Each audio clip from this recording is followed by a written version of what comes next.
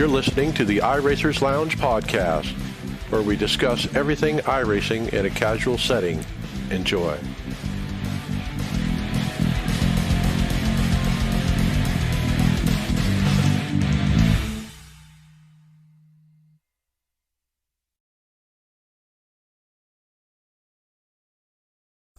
Mike Ellis. iRacers Lounge is a podcast for the iRacer, where we talk all things iRacing in a casual setting. Joining me are the usual characters, Brian McCubbin. Good to be back, fellas. David Hall. Hello. Greg Hectus. What's up, everybody? Tony Groves. Good evening, gentlemen. Welcome back. And Jordan Spoon, our special guest. Glad to be on here with you guys tonight. All right, thank you. On today's show, we'll be welcoming Gridfinder Paint Festival winner Jordan Spoon to the show. We'll take one more trip to Mount Washington and review some more iRacing special events and have lots of new hardware to check out.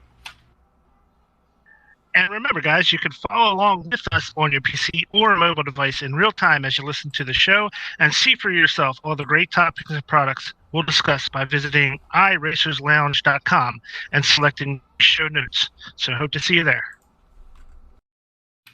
Gridfinder 2.0 is bigger and better than ever with more ways to narrow your search for your next sim racing league. Featuring over 1,000 leagues from over 25 racing sims across every platform, your place on the grid is just a couple clicks away. Visit www.grid-finder.com to find a league or to upload your own. Gridfinder is the home of online sim racing leagues. Jordan Spoon, hey, thanks for coming. Glad to be on here and glad you invited me. Well, let's talk about the invitation. It was all part of our Gridfinder Paint Festival. Tell us about the paint you did specifically that won the contest. So I was scrolling through one of the Facebook league groups that I'm in, and one of the guys in there had posted it, and there's a handful of guys that paint in there, and I was like, you know what? I'll give it a shot. And I went and looked at the logo and did some research on Gridfinder and saw, they kind of liked the geometric, edgy design that was pretty common theme in their logos and some of the other stuff I'd seen by them. So I just rolled with it, and I enjoy painting on the next gen car. It has some good surfaces, some good flat surfaces to paint on and really put some design. And that kind of edgy geometric shape really works on that car. So I was like, let's give it a shot. Let's see what I can come up with. And I turned something out, and I was pretty happy with it. I sent a couple of my buddies that I always get input from, and they were like, you got to send that in. It's simple, but it really drives home like the logo. So that's kind of how I came up with it. Yeah, it did. I think we were talking about how the apron looks with the black and then around the wheel wells, it all tied together in kind of a blocky fashion. But yeah, I think the car choice was key, wasn't it?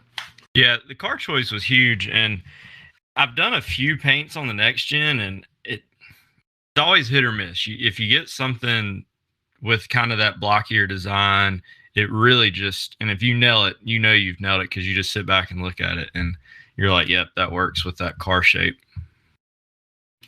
All right, so we know you know how to paint, but let's go back to the beginning. When did you first hear the word iRacing, and then what did you do about it? So my first account, which I lost, was actually from 2008. So I was a pretty early adopter in iRacing. I found it pretty early on through a really good friend at the time. He had heard about it from one of his buddies, and I had always kind of been into computer gaming, and I loved racing. So I tried it for a little while. I don't even think I really got to run that many races because I was on an older computer, and I honestly may have been trying to figure out how to use a controller at that point. So stepped away from it for a little while, and I came back in 2010. And when I came back in 2010, that was when I really kind of got into it. And that point was when I started transitioning to really racing and really trying to figure it out. So I would say my real iRacing career, time driving started in 2010. So, you're almost 11 years now, because I think it was November of 2010. So I've been around for a while now. I've seen the evolution of iRacing from what it was to what it is, and all the new content added, all the new content that's been, retired and new stuff brought in. So I've been around for a little while. Yeah, that is pretty cool. Your second account goes back 10 years, and I did find your first account. It's still sitting there, but that's really cool. So tell us what you're racing today in 2021. Like, what series do you normally run? So mostly I do oval. I enjoy that a little bit more. That's kind of what the friend group that I run with on here, that's what they're into. I've got a good buddy. We're actually getting ready to do a 4-hour charity road race at Watkins Glen. So we're going to try something a little bit different, step out of our comfort zone a little bit, but I'm mostly an oval guy. I was into the short track stuff last year, but I just haven't had as much time to really dive in and practice that as much. I've been a little more on kind of the NASCAR series, your ABC series, as you could call it. And that's kind of where my focus has been here lately, running that stuff. Okay, very good. Yeah, I see last 10 races on your profile are mostly ABC and fixed. Your winning percentage oval, 5.8%. That's actually really good. And road is 9.0%. And dirt oval, double digits there. So you like the dirt? It was funny when the new big block modifieds came out. I was like, you know what, I'm gonna give them a shot. And pretty quickly, I was like, I've got a decent feel for these, and I think that's probably where the bulk of my wins came from in dirt oval. So they're just a fun car to drive. They drive really well, so it's hard to beat them. And I'm not gonna say I go out and win a lot, but I think my top 5 percentage on ovals somewhere around 35-40%. I'm just kind of eyeballing it because I looked at it the other day. So I would say I'm okay. I can run with most people, and I can get in there and keep up, and have some pretty good races and run with some people that are probably a little bit better than I am, but I can at least keep up. Now, I don't own that car, but I think I read somewhere somebody said, if you had one dirt car to run, that's the car to own. Yeah, I would completely agree with that. I'm not going to say it's easy to drive, but it does kind of what you expect it to, and it's not like the sprint cars. They're just a handful, and as that track starts to slick up, they can be a lot to handle. I never really could get a feel on the late models, but I hadn't drove them as much, so I kind of want to get back into doing everything, but it's like if I do one thing, then I lose out on something else. So it's always this balancing act for me on iRacing. Okay, let's shift gears, talk hardware. What do you have for like wheels and pedals and monitors and that kind of thing? I am currently, and I upgraded right at a year ago, I upgraded to the Sim Experience AccuForce V2. And I had been on some older stuff. And last year, I think like everybody else, when COVID hit, I was sitting around the house a whole lot more. I said, you know what, I'm going to start upgrading this stuff because up until last year, I was on my original setup that I basically built myself and bought in 2010 when I started. So, nothing was wrong with it, but I was financially in a position and I was driving a lot more. I said, you know what, I'm going to take advantage of this and this downtime and actually start upgrading. So, AccuForce V2 wheel, I'm on the stock rim right now. I do have one of the Gomez Sim Industry FPE wheels ordered. It actually should be here in about 2 to 3 weeks. So How much does that cost? That one was, I want to say, I added the dual clutch paddles on the back, and I got it with the screen, which is the FPE version. I want to say it was about $1,400. It was not cheap. It was not cheap, but I've been eyeballing one since pretty much when I bought the AccuForce. So I said, you know what? I'm jumping on it. So I digress. That wheel, man, that's the guy who did like the Tony Kanaan special, yes. And he does all these special colors, and you can do, customs, and man, I just love that wheel. And I just saw the other day one of those today. You can get them from, you can go to Gomez Sim Industries, and I ordered it straight from him. He hand builds them, and he actually, one of the coolest things, and this is what really drew me in, is he builds them on stream. So you can go to his Twitch channel, and during the day, he'll be sitting there putting them together and interacting with people, and it's it's amazing. You see this wheel and you think it's going to be so complicated, and then you watch him put it together and you're like, there's a lot of brains behind it and a lot of technology that brings together to make it. But it's amazing how simple it is, and they're phenomenal. I've heard nothing but good things, and his customer service and dealing with him leading up to, I hadn't got it yet, but leading up to it showing up has been amazing. So if the product's as good as that, I'm going to be extremely happy. What were you saying, Brian? I would say we're going to be looking at one of those Gomez wheels later in the show today. Yeah. Yeah, they're phenomenal. And I even just saw the other day that I think IndyCar driver Alex Palou is running one now with his sim stuff. So I mean, the guy's obviously he's making something that people want, which is really cool. Right. If you got the IndyCar drivers all Yeah. buying it, that says something. You're doing something right. All right. Well, the AccuForce V2 didn't go wrong there either. Our teammate Chris Scales just bought one of those too. Yeah, it's been an extremely reliable wheel. I've had no issues. The Sim Commander software at first that you have to run with it's not confusing, but it can be a little bit challenging. But once you figure that out and figure out the cloud tune, it is spot on. I've had no complaints, and I ended up, after I got one of my buddies got one, and I think a few people have bought them. So great wheels. Yeah, I think Chris said that he likes the software because it provides an upgrade path for other products. Yep. The Sim Vibe and the chair and whatnot. Yeah, and all that'll tie in together if you want it. So there's definitely perks to going that route with AccuForce. Okay, what about monitors or VR? So when I was doing my upgrade last year, I switched to triples. I was on a single, I think it was a 40-inch Samsung TV, and I switched over to Asus 1440 triples, 32-inch. I was back and forth between 27 and 32, and after getting the 32s, I'm really glad I went that route. You don't feel like they're just a tad big, or? No, they are absolutely perfect. So when you're sitting in my sim, they come perfectly up to the edge of your vision. So what you can see is basically fully wrapped. And if I had a smaller space, I couldn't do 32s, but I'm pretty fortunate that this bonus room that my sim sits in has a cubby hole that is about 6 feet wide, and the monitors are about 5 feet 10 inches. So I mean, they fit absolutely perfect. Is there any concern about flat versus curved when you pick these? I really just went with what I actually found on sale, which I went curved. But I was back and forth on both. I think I could have went either way and been happy.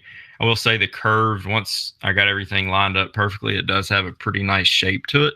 But I don't think you would notice much difference in curved or flat. But that's just me. Okay. Well, what about like a third-party software? While you're racing, what else do you have running besides iRacing?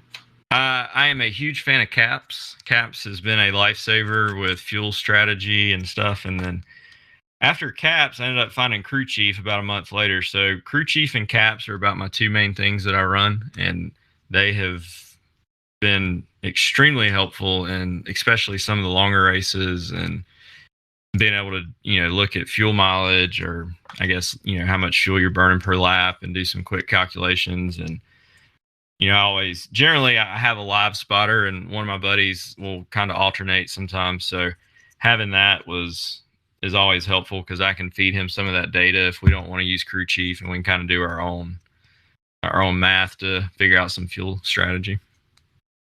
Okay, very good. What about, are you part of a team at all? So right around the time that I did the Grid Finder paint, McConey Setup Shop was looking to start a paint shop, and it was just crazy, the coincidental timing, because it all happened literally within the same day that I did the paint.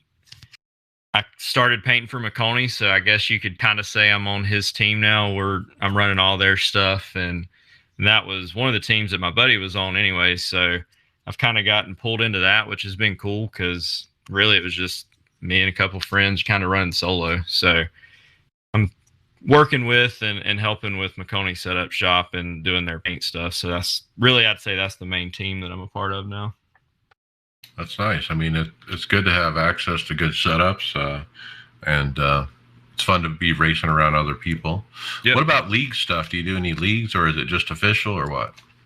Right now, it's just been official. I've kind of had a schedule that's been all over the place, so I didn't want to be one of these people that commits to a league and then you get into it and I can run 2 races, then I'm not there for 3 weeks, and then I'm back for a week. I didn't want to be one of those people just kind of taking up a spot for somebody, or taking a number that somebody wanted. So mostly here lately it's been official, but once my schedule slows back down and through the winter, I'd like to get back into some sort of league, even if it's a road racing league. I'd like to kind of get back into something. Okay. And our last iRacing question here: what has been your most memorable iRacing moment so far? I would have to say it was an event that I got to help set up and participate in back at the beginning of August. So one of my really good friends that I've grown up with forever actually works for Richard Childress Racing and basically does all of their digital content. And he is sort of in charge of their esports program. And he came to me and another good friend and asked us if we wanted to help him put on a race under the eRCR banner. So basically the RCR esports banner. And we said, absolutely. So behind the scenes, I got to work with him and my buddy, and we ended up bringing Jeff McConey in, which just kind of started me getting in with the McConey stuff. We ended up bringing Jeff in. Jeff tied us in with Podium. We ended up helping set this whole race up. And, the night that it happened, it was like the coolest thing ever, because we had some of the Coke Series guys. We had Road to Pro guys in there. We had just some of your guys in iRacing that are just really well-known short track guys, NASCAR guys. And we had it streamed on Podium, and it was just really cool to basically be on the back end of this, see all this work go down. And then next thing you know, it was over, but it was really cool because I got to run an official car for eRCR. Both of my buddies did too. So it was just really neat to see the broad spectrum of everything that happened, and then it comes together and it's like this perfect event. Yeah, you also had famous Greg Hectus from the iRacers Lounge podcast. I think you finished, what, 8th, Greg? Yeah, I was running with the eRCR guys there in that race. Yeah, and it was just so cool because Justin Wapham was the one that put it all together, and he came up with the idea and he presented it to his people. They said, let's do it. And he came back to, it was me, Derek Rice, and Justin Wapham were like the 3 guys that kind of really started all at first. And Derek has been working with Jeff McConey for a while, and he went to Jeff and was like, hey, we need your help. So Jeff's guys did the setup. He got us hooked up with Podium, and it was just all of a sudden, this event was happening. And it was so cool because I think we announced it on Tuesday, and we raced that Sunday night, and we filled it up. I mean, I think we had 40 people, and we never saw that happening. But it was so cool to see, and it was such a big moment for Justin, and it really kickstarted some stuff with them and looking at that eRCR thing. But the coolest thing for me was, definitely getting to run like an official RCR car, even though it was eRCR, but I actually got to run the number 3. So it was really cool to do that. That is a little surreal, huh? And it was, it's virtual, but I got to take screenshots with my name above the door. And it was really cool to do that. I got to paint all of our cars, and it was a pretty neat experience. I was going to say, it's cool that it was done at the Twin Rig Motegi track too, right? That was it was an odd event, but it's such a great track that those cars seem to run really well there. Well, and that was when Justin started talking about it. It was he wanted to do something for their Olympic break, because that was when NBC was doing all the Olympic coverage. So NASCAR took that break, and so he wanted to do something that kind of highlighted being in Japan and do something a little bit different. So that was really where that idea came from, and I give him credit. He picked it, and we tested a little bit, and we couldn't ever find a setup, which was the main reason that we went to Jeff, because we were like, hey, we need help. Like, we're trying Las Vegas setups, we're trying Darlington setups, and we tried everything. And Jeff came in, helped us, and we ended up finding setups. And I will say that was the most practice I've ever put into one event. I mean, I'm not gonna lie, I probably ran 700-800 laps because I knew I wanted to show well for Justin. I wanted to make ERCR look good. I wanted to make the event go well. But I give everybody credit. It was clean racing. It was hard racing. I mean, I remember looking in the mirror a few times, and I had Garrett Maines, in my rearview mirror, and I'm like, this is a Coke Series guy. I mean, and he ended up passing me, but still, I held him off for a few laps, and I attribute it to the practice. But it was so cool just to see everything that happened with that event. All right. Well, that was a neat event. I enjoyed watching it. While cheering on Greg.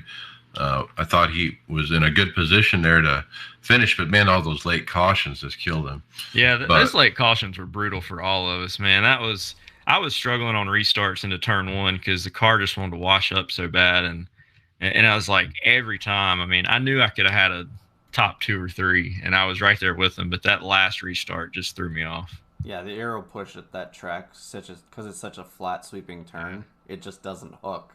And if you miss that turn on the exit, you're screwed. Yep, that turn, and you had to hit that bump coming out of kind of in that transition from 1 to 2. You had to hit the bump down at the white line, but if you hit it wrong, it just threw you out to the wall, and you were totally screwed up for the straightaway and 3 and 4. It's funny that you said about trying to find a setup that worked.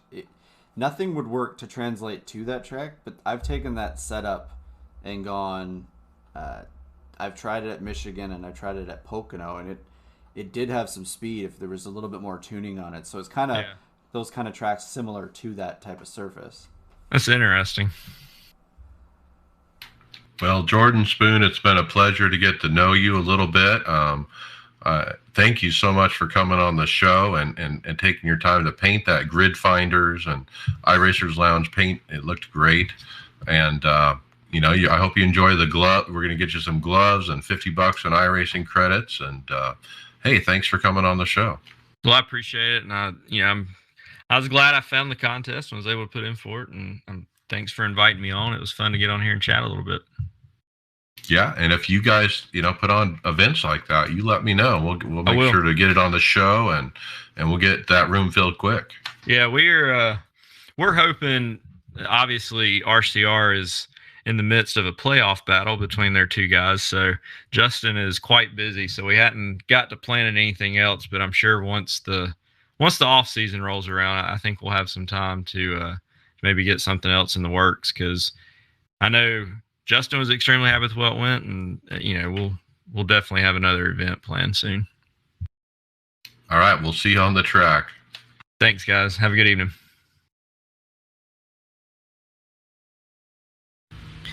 So I hear there's this mountain that came out, Mike. You want to tell us a little bit about it? Is this week 3 of the mountain? I've lost track. They're going to turn it into an entire season of just this regular track, segment, right? On the show. Yeah. Well, this one's a little different. This one's worth it. This is good stuff coming. This is really good stuff. This is iRacing put up a short video. Anthony Alfredo, Cup Series driver, racing Jimmy Mullis and Logan Sheets downhill at the mountain in the Formula V as a soapbox derby, and laughter ensues. It's pretty entertaining. This right here sorry, Greg, this would be like the only reason why I think I would buy this track, is just to do this, which it is just the coolest thing. You guys were talking about this a couple weeks ago, and I started salivating right away. This is fun. So this would have, sorry, David.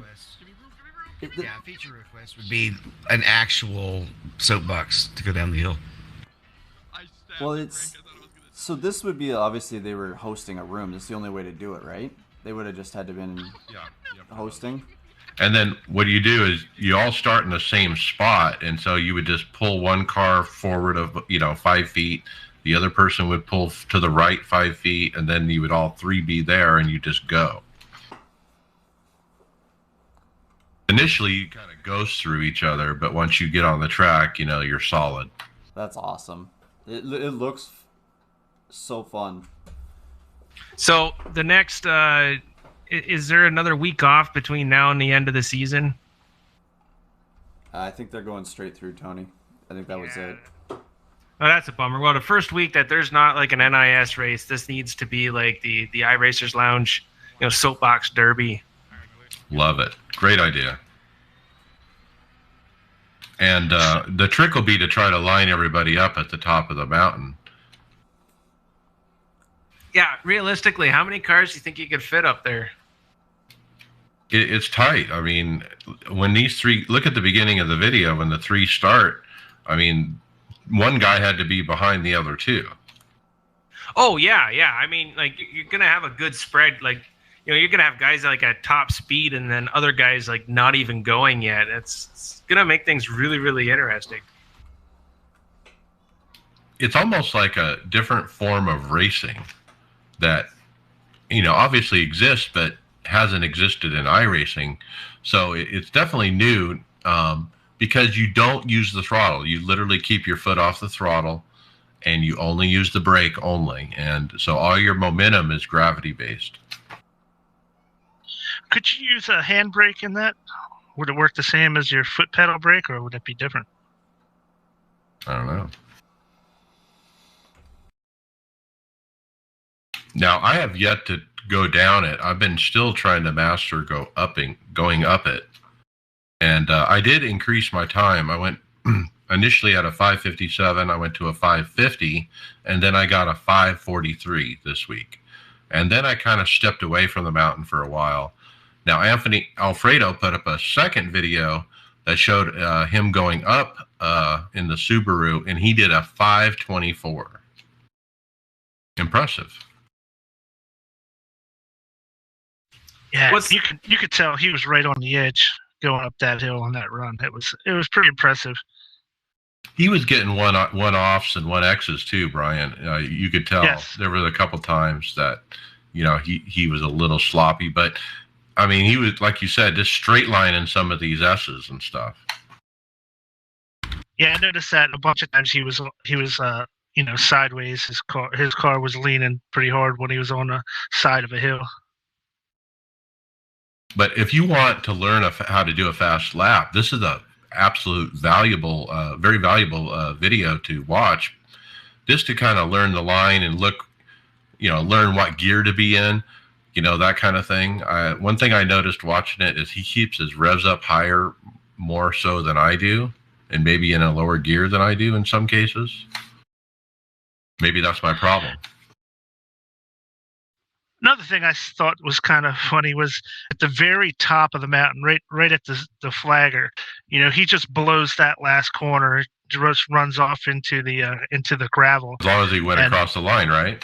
Yeah, as long as you're straight going across the line. But I think he probably cut, at least a couple tenths of a second just by not worrying about that. Where in real life, you're going to make sure you make that turn. You don't kill yourself or nothing. But I thought that was pretty interesting too.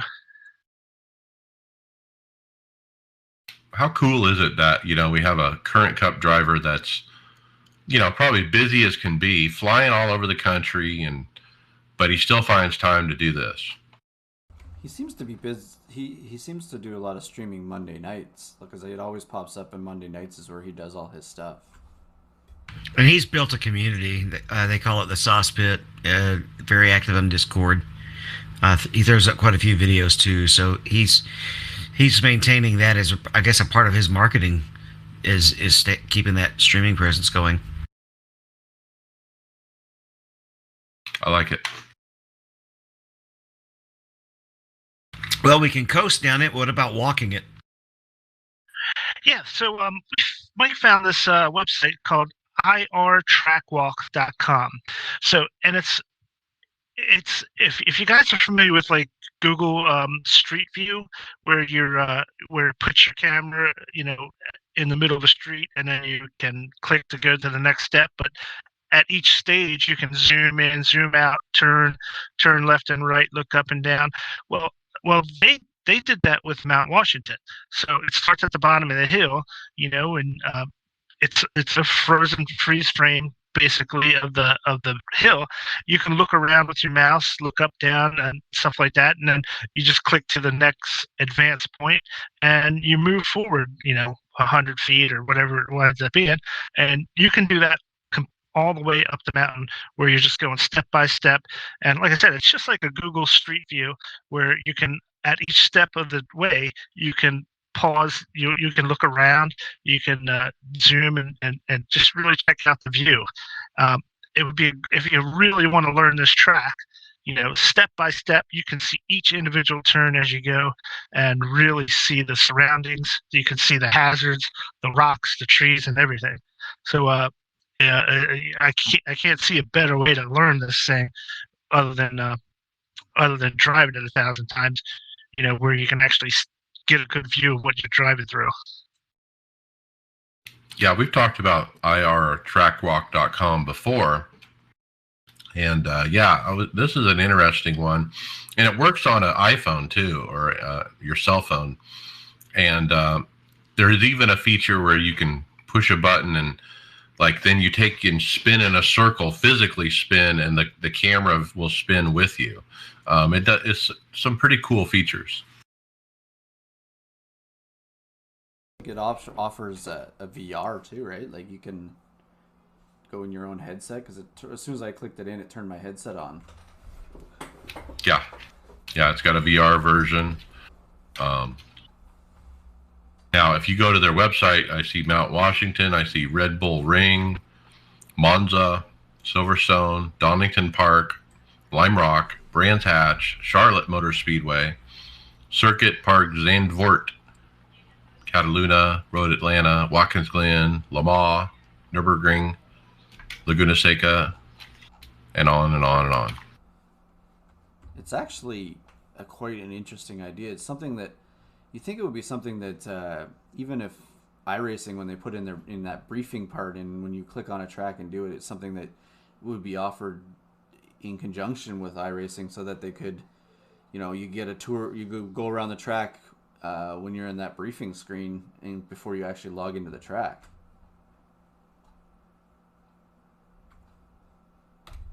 Or not. All right, I'm going to pick up this next one. We're talking endurance racing. And I think we see this come around every once in a while, but it's good to see it pop up in the new forums.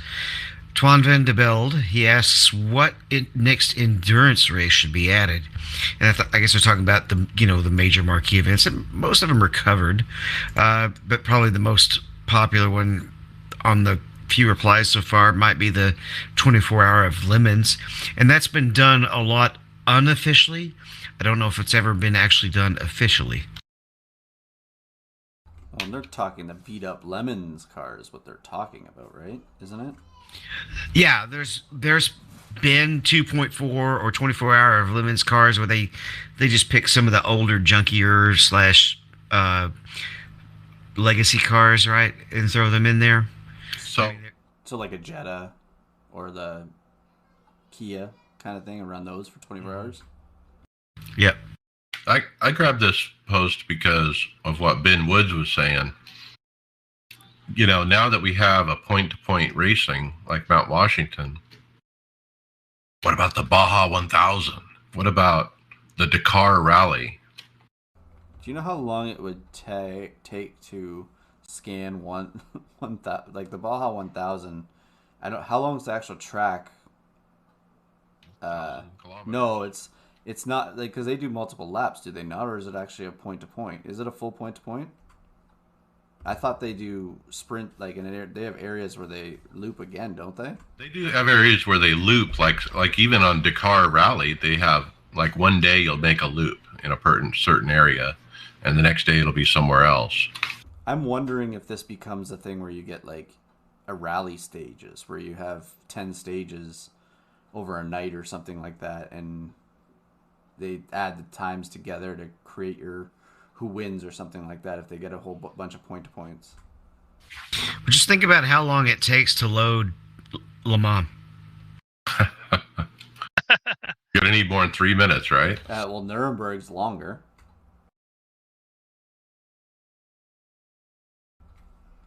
Just ideas. We'll throw it out there. We'll stay on the endurance lane and talk about season 4, Greg. Yeah, so I guess there's an appetite for adding, or there's been some people talking about wanting a Friday night evening one. So is this, David, this is the 24-hour series, is it not? That they're talking about here? No, and with it being IMSA, it's going to be the GT one. It's going to be like, I think it's something along the lines of 3 or 4 hour. Okay. What happened with the current enduro, they did that to basically so they could run Le Mans. But the last time slot it starts on Sunday at 9. There's the one the 2 a.m. GMT time slot. Just because it gets it allows the Aussies to get a good start, and it also starts on Friday nights for Americans for some of those, so they can just go ahead and knock that out if they're not running an IS or something like that. Yeah. So what David's talking about there is Greg West posted. He posted in the forum saying, by popular demand, we're adding a 2 o'clock Greenwich Mean Time slot to cover Friday night evenings in the U.S. And to give the folks down under a time slot for the Saturday mornings. So this is that series so now what I'm gathering is this is that series that is going to replace the 24 hours one. It's the 6 hours, isn't it? I think it's 2.4 hours or something. Okay. There's going to be an IMSA one and a Euro Series one. The IMSA one is going to be a little bit, I think it's only going to be 4 hours, whereas the Euro is going to be 6 hours. But they're coming up with both, actually. Okay. I mean, this story is really about, hey, they added an extra time slot to cover Friday night. Well, like I've been running with some Aussies for the enduro races, and so they start the enduro, or they start the Aussie time slot. So they're actually starting at 2 a.m., I guess, my time, Sunday morning or Saturday morning, and running into 2 a.m. Sunday, and it's been working out pretty well because they all go to sleep while me and like one guy run the daytime hours. So let's keep going on the forum crawl. I got the next one, Lotus 49. Christian Challoner alluded to it earlier, but Greg West came out and said it for certain in the forums that the Lotus 49 car is getting a pretty nice tire update with this build, and he's super excited for the community to get their hands on it. So they're going from wood to rubber? This car, I don't own it, but I've tested it in the test drive thing, and it's fascinating. It's so simple in a way. It's like an engine with wheels, right? Yeah, basically, it's just a cylinder and wheels sticking out of it. And my interpretation of the car is it goes really fast, has great acceleration, and it brakes fairly good, but it doesn't turn worth nothing. You pretty much have to go down to a corner and stop and then turn it and then go. You think of the tires that they had back in the day to run these, they would have to pretty much last either the race or, without having a puncture or anything. So they would be pretty solid tires to get down the road. Okay. Yeah, it doesn't have a lot of downforce, and it just makes it really tough to drive. It's high off the air, it's high off the ground. I mean, so it's. I remember. I don't know if you guys ever played the Grand Prix Legends game, back in the day, but that car was diabolical to drive. It was so loose. It was hard just to turn laps without crashing in that car, and. We ran it last year, and it at majors, and it wasn't so much loose as it was tight on the gas, on the exit, really bad. Who else is getting tires? Brian. Yeah, so Greg West, he also released information that the IR18 is also actually in the middle of a road course tire overhaul, and that will be anticipated to make a release in September. So the IR18, the new Indy car, and it looks like it's just a road course tire overhaul. So it looks like that's something to be looking forward to too. That would definitely, benefit that car, considering most of the people just run the red compound, I believe it is, and then when you go to the black compound, it's so much. It doesn't have very much grip. I wonder if the two of them will be really even more comparable to what they race in real life, because, like I said, everybody just runs the reds most of the time when you're in the IndyCar. So not only are they confirmed they're working on a tire there, but this thread was really about AI for the IndyCar. And I am going to read a quote from that part too. It says, "This is by far the most complex car we have worked on for AI. The multitude of systems, aero packages, tire packages lead to the extended development time." And that leads me right into the next topic, which is that they believe through captured footage, that the IndyCar and the GTs have AI on the way. Yeah, Will Lyon noticed on that Sounds of iRacing video that we went over last week, the 1 hour put you to sleep video. Yeah, it happens to be AI in those cars running those laps. I'm pretty sure. Did iRacing actually put that video together?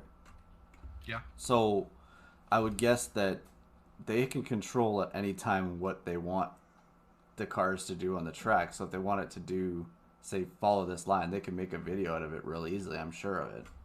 Well, in that thread, Greg indicated that they have, as staff, access to AI that's a work in progress that hasn't been officially released. And so there is a version of IndyCar AI that, and obviously you can see it in this video. So is this like just a clever way of saying, like, hey, look what's coming? Easter egg? I don't think they're that clever, are they? Well, remember how we didn't think something, and then they did it with the with just that logo on the car, and then they brought something out. They sneak these little things in, and then all of a sudden they're there, right? Yeah, that was the Mount Washington sticker on the Formula V car. So they get pretty creative, pretty sneaky sometimes. I like it. That's neat. If that was the case, if this is not just like a coincidence, and I'm just gonna sit here in my own little world thinking it's not a coincidence and this was all planned, and that's cool. Yeah, it's cool if somebody noticed. And I think I was kind of thinking that in the back of my head as I watched the video. I was thinking, I mean, who's actually running these laps? Did they get a group of people together? And well, now you're gonna have like a whole group of like iRacers. Just all they're gonna do is like analyze every little thing that iRacing puts out, looking for these little tidbits of, like looking into the future and seeing what they can mine out of all that. Haven't you ever met Twitter? Twitter does the same thing. iRacing's just the iRacing community going after the videos. Well, it's not too much different when they do the Dale Jr. They hide him somewhere on a new track. Everybody zips through and tries to find it there first. By the way, I've been looking for him at Mount Washington. I spent a good 15, 20 minutes flying around looking. I couldn't find it. Has he been confirmed on that track? Do you know? I haven't seen anybody say that they found him. I'm still... Sorry, Tony. Every time that Mike brings up how much time he spent on Mount Washington, brings me to the fact that always when we go into a race, it's jump in and go. There's no practice time. Well, if you don't practice Mount Washington, you ain't got a chance. I think it's because it's not laps. You have to basically start over every time. That it just fits right into his just show up and go, personality. Right. Huh? It's not practice, it's racing. I'm sitting down and I'm running up the hill. Well, one place you probably can't do that is Bathurst, right? One of the best hills to go up and then right back down on the other side. So, iRacing's been or is posted out that they're the next big event here is going to be the Bathurst 1000 at Mount Panorama coming up in September here on the 17th through 19th weekend. David, that means you got to be ready to be a second driver again this year. Man, if that's what season, I don't know. Maybe I should ask one of your Aussie friends. Oi, oi. Anyways, so they have time slots. There's 4 time slots. Saturday at 1 o'clock GMT. Saturday at 7 o'clock GMT. Saturday at 12 o'clock GMT. And then Saturday at 1600 GMT. So there's one of them is dedicated to the Australian server, and then there's 3 US servers. You only need a license D 4.0 for the road. And the start time of the day, I guess, is going to be at 10 o'clock in the morning in the track time. So I look forward to this. If I can't get anybody to run with me, maybe I'll just try and do it by myself. Good luck.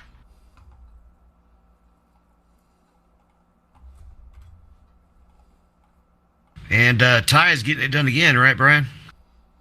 Yeah, man. So iRacing's favorite late model driver, Ty Majeski, he took that iRacing sponsored late model back to victory lane.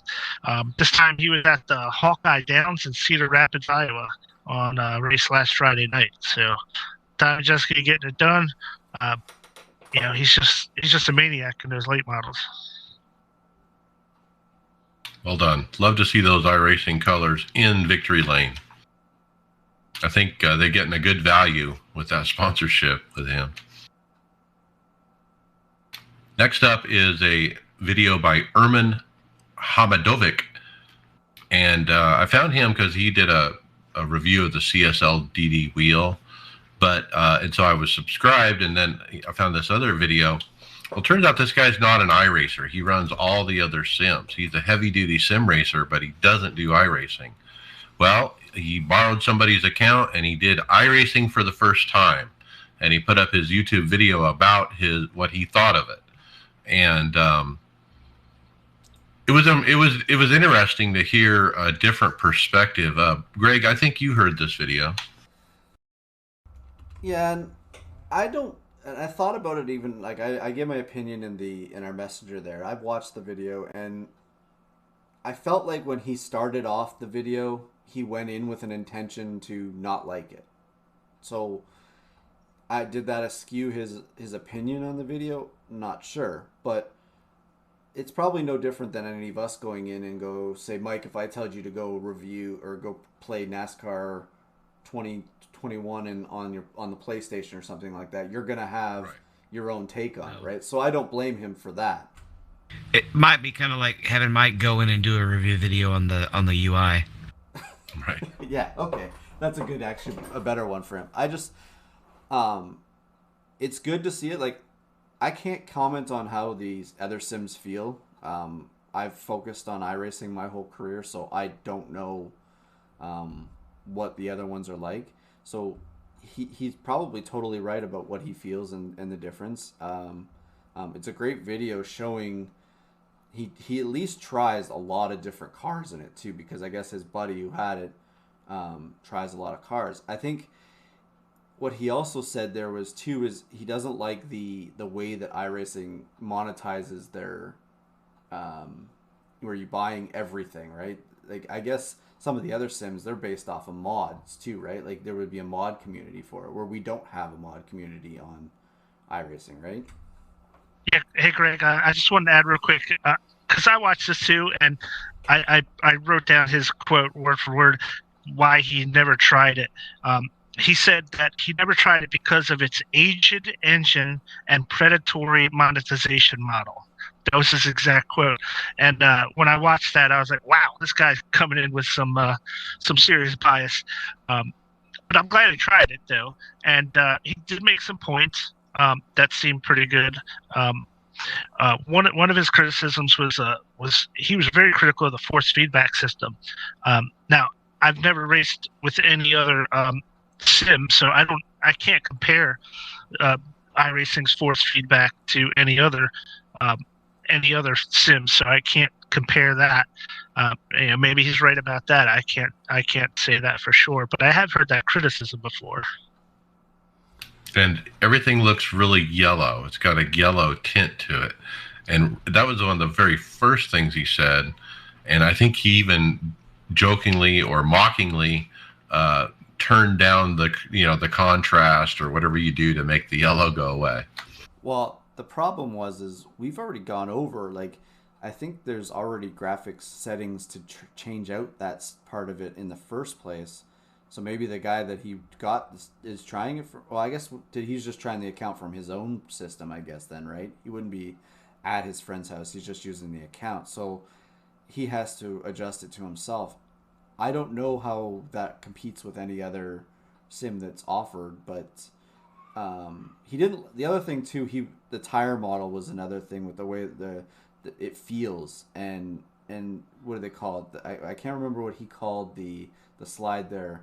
I've never heard anybody refer to it, but it must be something in the roadside for it. But it's just, I think the thing, if we're all set on driving a sim, it's hard to go somewhere else and give it an honest review that you don't compare it 100% to the sim that you were part of, right?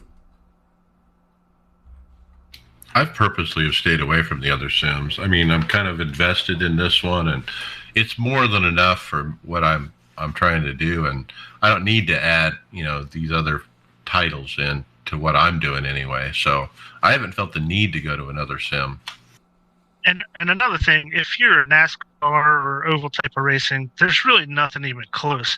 I mean, this guy's comparisons are all with like R Factor, Assetto Corsa, Competizione.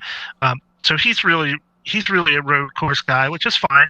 But so there's probably a little bit more competition on that side of the sim than there is in what like a lot of us like to do, which is stock car racing and oval racing. So that's one thing that I noticed about the video, that it was like lacking in comparison was to that type of racing. So another thing that I noticed about the video, that he makes some good points, and he doesn't kill iRacing.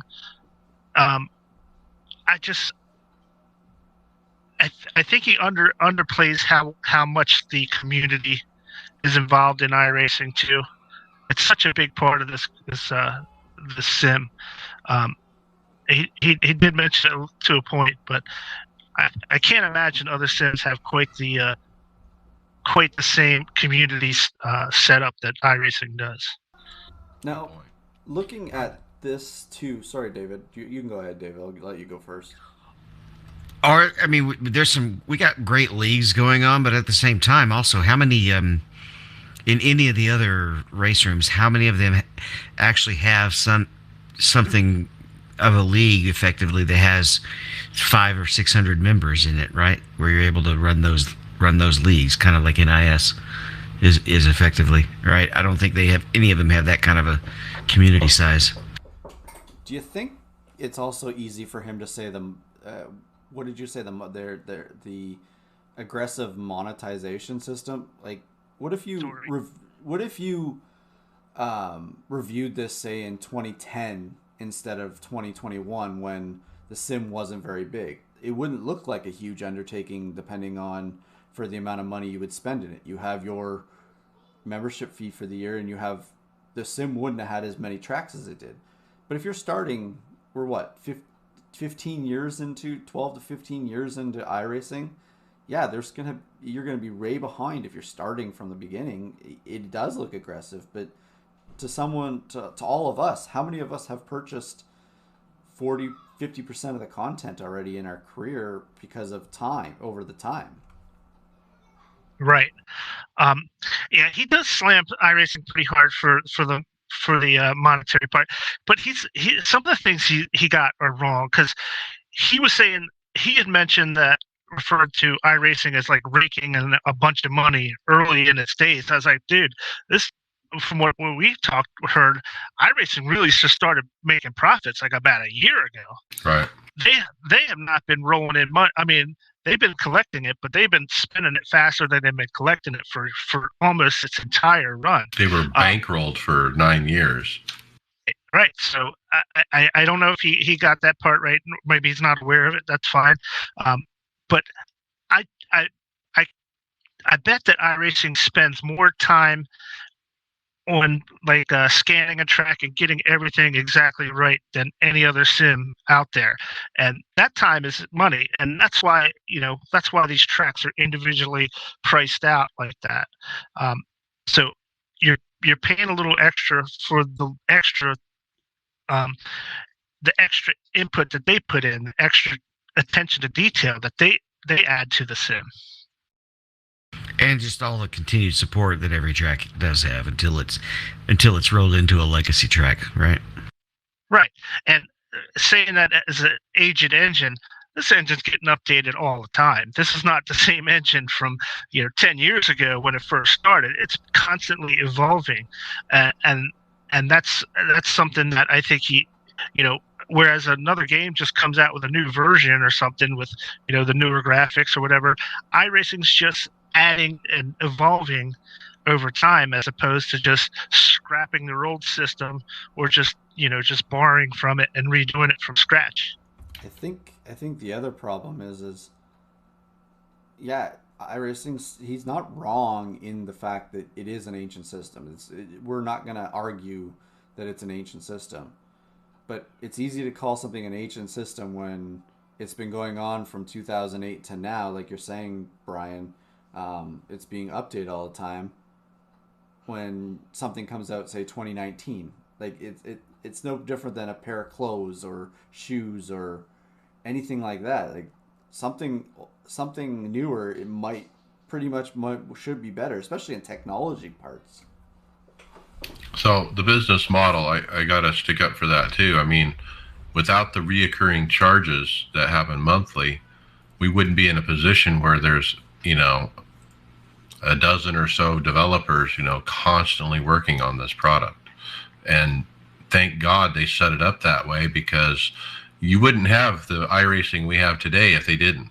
Well, you wouldn't have them going and scanning Mount Washington. They would just probably create it like any other video game off of pictures and stuff like that. There wouldn't be the effort that's being put in for these. Right, and we talked about like the new tree model that they started a couple of weeks ago. We talked about that they added for Mount Washington. That's going to be something that's going to be applied to newer, tracks and rescans and everything else. And old tracks probably. That are all part of the evolution of the sim. Who knows if they adopt a different graphics engine somewhere down the road. They're probably going to have to at some point. But like I said, it's great to have someone else's view that, is in another sim area, right? Like in another category. And if he likes his other sims, iRacing isn't for everybody. We love it because we like racing it because it's for us, and the other stuff might be for him. I'm just glad, people give it a chance and try it at least. And it's lucky that he had a buddy that races it and enjoyed it. Yeah, that's a good point. And like I said, I think this guy is heavy into road racing. That's where his all of his experiences. And I think there's more competition in road racing games and sims for iRacing than there is in other disciplines that that iRacing puts their dedication to, that we might enjoy, that aren't road racing. Definitely a good video to go watch, and we had a great discussion on it as well. We're going to wrap that one up and move on to some shots, all right, or maybe screenshots. And speaking of road racing, the Hungaroring, we got a few screenshots from iRacing on their Twitter account. I have trouble telling these apart, and I guess it's because I don't watch Formula One very much from the other tracks.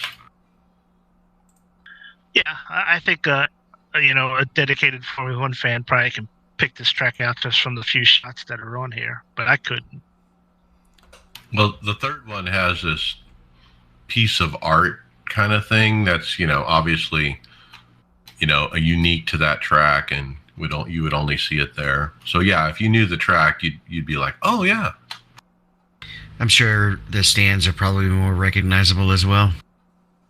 Yeah, they have a different type of overhangs on a lot of these different tracks.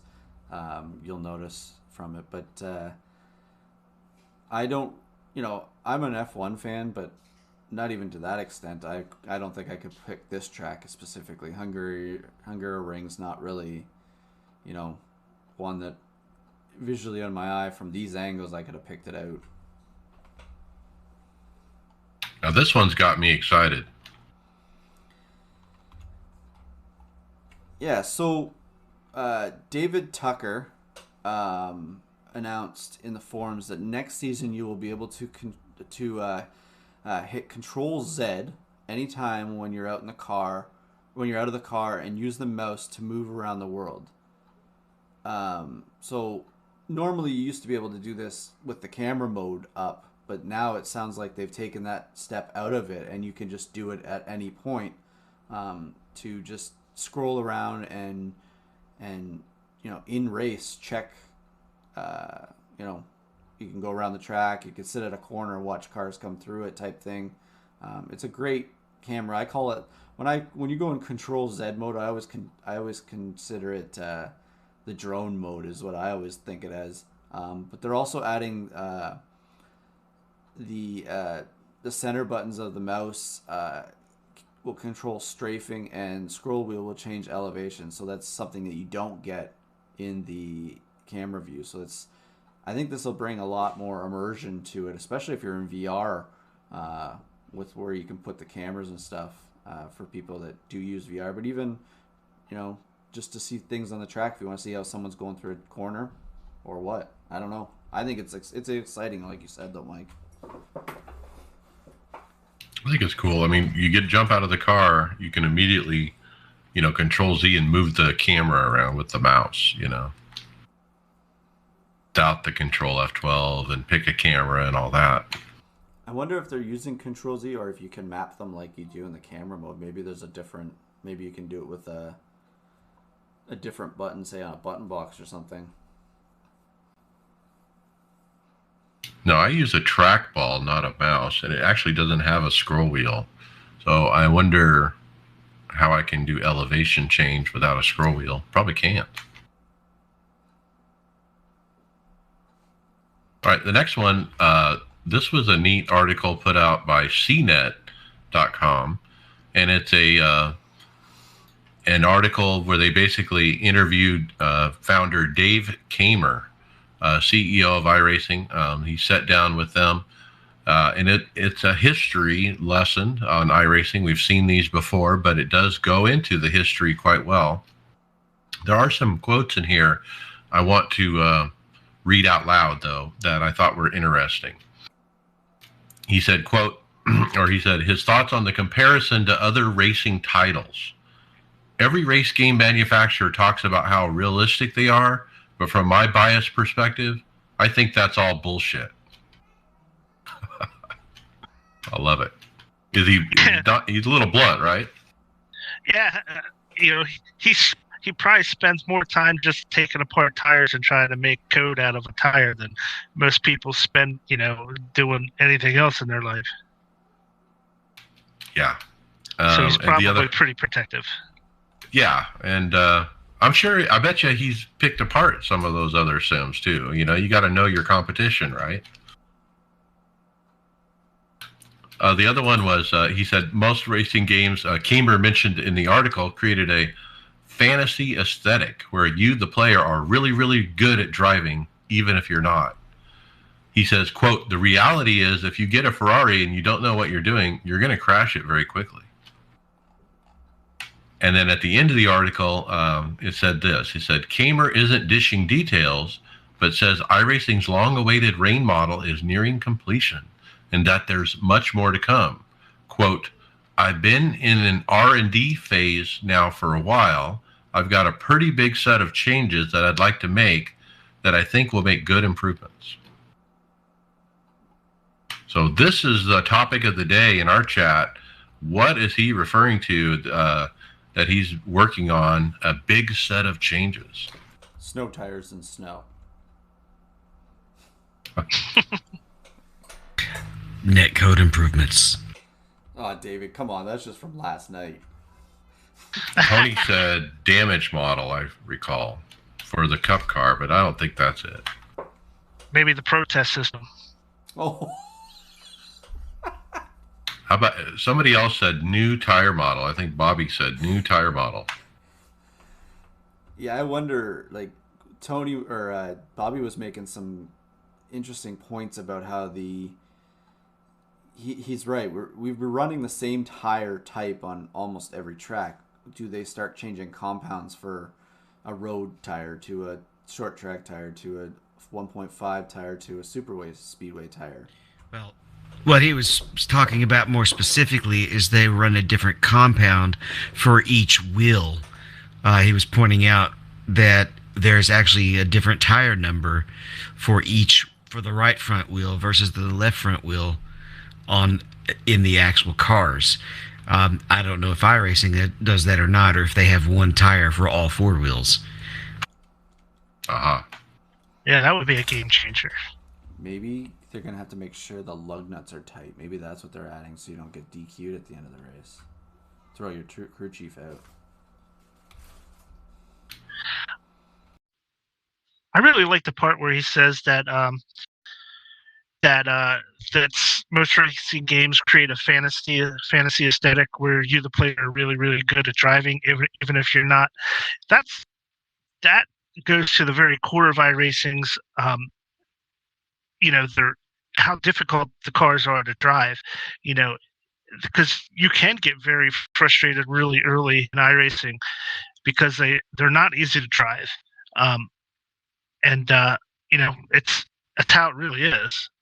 And if you just hop into the game for the first time and you're really, really good at it, then it's not really realistic.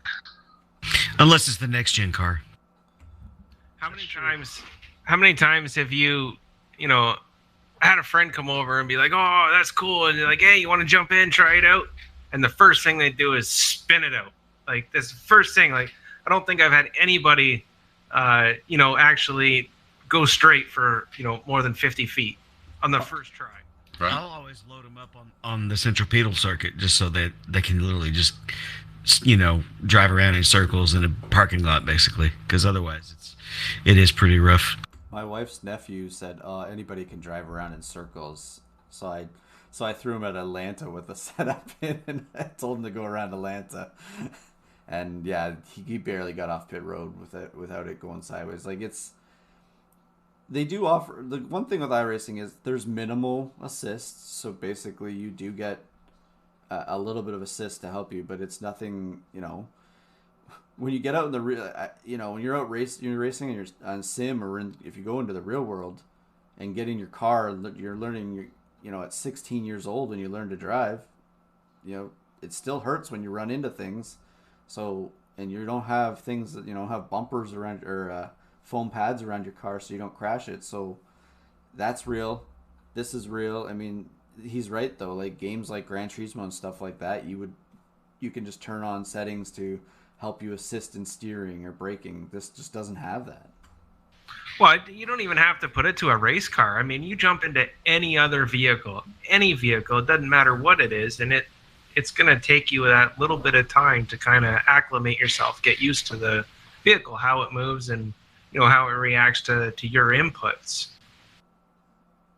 So like in a month from now, we're having like a big cookout at my house. A lot of people are coming up, and a lot of people are going to be trying out my sim, I'm sure, for the first time. And I expect to see a lot of action.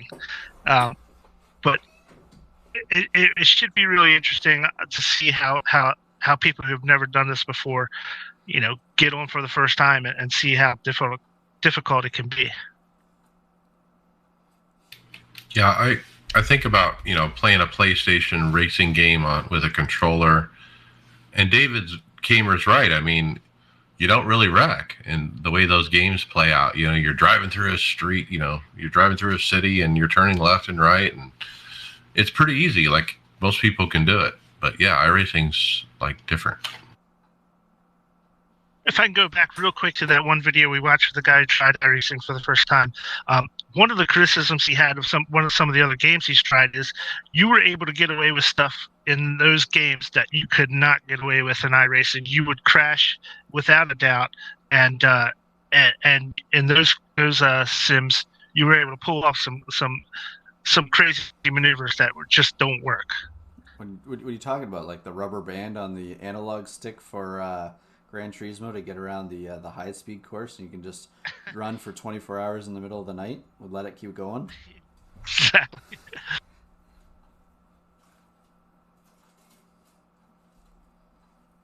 Definitely a neat topic. We're going to roll on to some quick release notes for the iRacing UI. Pretty simple. They made some changes for the time attack, and if you're suspended from time attack, what in tarnation do you do to get suspended from time attack? Then there was a fix with the crash in the heat racing with some numbers, and they added something where they added a note that indicates the applicable times that are applied in hosting sessions at time of purchase. Taxes, I guess. All right. Yeah, don't have my readers on. And we have a sponsor. Yeah, guys. So, Force Dynamics is sponsoring the Dallara iRacing Grand Prix Championship. So, this is going to mark the return of Open Wheel World Championship Series back to iRacing. So this is the competitors that are going to be driving the IR01 car. It's a $25,000 prize pool for that series. I know we've talked a little bit about it, but it's getting close to coming to fruition. Looks like 16th of September will be the first week at Watkins Glen. So I'm really excited to watch these open wheel races on iRacing. The Porsche Tag Heuer series is excellent to watch, and I imagine I'll probably see some familiar names in this series. But I'm really looking forward to seeing this coming up in a few more weeks, and it's really good to have a world championship for open wheel racing. It feels like everything's right in the world again, right? Yeah, open wheel racing is the pinnacle of real world, racing with F1. Obviously, iRacing doesn't have a real F1 car. They've made their best attempt at recreating one in a different type of way, but it's the fastest car on the service, and it deserves its own world championship. It's interesting that a company that has a very high-end motion rig is sponsoring this series. They have a high-end rig, and then they got this high-end car, I guess we can call it, Mike's jet car. There's some information here about the company. It says, founded in 2005, Force Dynamics designs and manufactures high-performance motion systems such as racing and flight simulators, as well as custom motion platforms located in the Finger Lakes regions of upstate New York. Just minutes from Watkins Glen, the company has shipped more than 140 motion systems to customers from around the world. Force Dynamics 401CR motion system is unique in the marketplace and providing accurate, consistent G-loading and full one-to-one yaw capability. Pretty cool. We've talked about this motion rig before, dude, and this one is the bomb. So this IR01 car, we were talking earlier about the Lotus 49, how it was just an engine with wheels sticking out. This car, to me, seems more like a realistic future for that car than the present F1 cars, where technology has just gone, just through the roof. The IR01 car is not nearly as technically advanced as a Formula One car, so it's almost, to me, it's more of a real type of evolution of that Lotus Typo Grand Prix car than the F1 cars are now. I don't see F1 ever regressing. They're just gonna keep throwing the technology at it as much as they can. Yeah. That motor, you're never gonna see a V8, a V10, or V12 in an F1 car again. It's gonna always have a hybrid. I wouldn't be surprised if it ends up being a fully electric years down the road. I know they already have a series. They have taken away some things that put it back in the driver's hands, though. They got rid of some of the traction control options that used to be out there. Yeah, well, they used to have full traction control. It had a brain. They had, what was it, back in the Williams back in the day, had active suspension and stuff like that, where it would keep the car level going over a bump. Like, that's how quick it would do it. So, I just think that this car is a great sim racing brainchild. I don't think it's anything more than that probably will ever be because of what Dallara is as a company. I can't see them branching out and building their own series from it.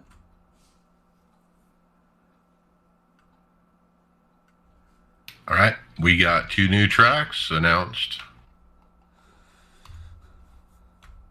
Feels like these things are being.